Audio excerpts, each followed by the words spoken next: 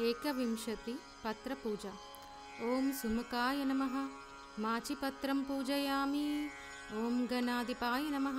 बृहतीपत्रं पूजयामि। ॐ उमापुत्राय नमः। बिल्वपत्रं पूजयामि। ॐ गजाननाय नमः। दूर्वायुग्मं पूजयामि। ॐ हरसूनवे नमः। दत्तूरपत्रं पूजयामि। ॐ लम्बोदराय नमः। बदरीपत्रं पूजयामि। ॐ गुहाग्रजाय नमः। अपामार्गपत्रं पूजयामि। ॐ गजकर्णाय नमः। वटपत्रं पूजयामि। ॐ एकदन्ताय नमः। चूतपत्रं पूजयामि। ॐ विकटाय नमः। करवीरपत्रं पूजयामि। ॐ भिन्नदन्ताय नमः। विष्णुक्रान्तपत्रं पूजयामि। ॐ वटवे नमः। दाडिमीपत्रं पूजयामि। ॐ सर्वेश्वराय नमः। देवदारुपत्रं पूजयामि। ॐ पालचन्द्राय नमः। मरुवकपत्रं पूजयामि। ॐ हेरम्बाय नमः। सिन्धुवारपत्रं पूजयामि।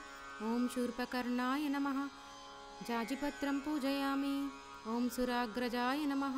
गण्डकीपत्रं पूजयामि। ॐ इभवक्त्राय नमः। शमीपत्रं पूजयामि। ॐ विनायकाय नमः। अश्वत्थपत्रं पूजयामि। ॐ सुरसेविताय नमः। अर्जुनपत्रं पूजयामि। ॐ कपिलाय नमः। अर्कपत्रं पूजयामि। ॐ श्रीगणेश्वराय नमः। एकविंशतिपत्राणि पूजयामि।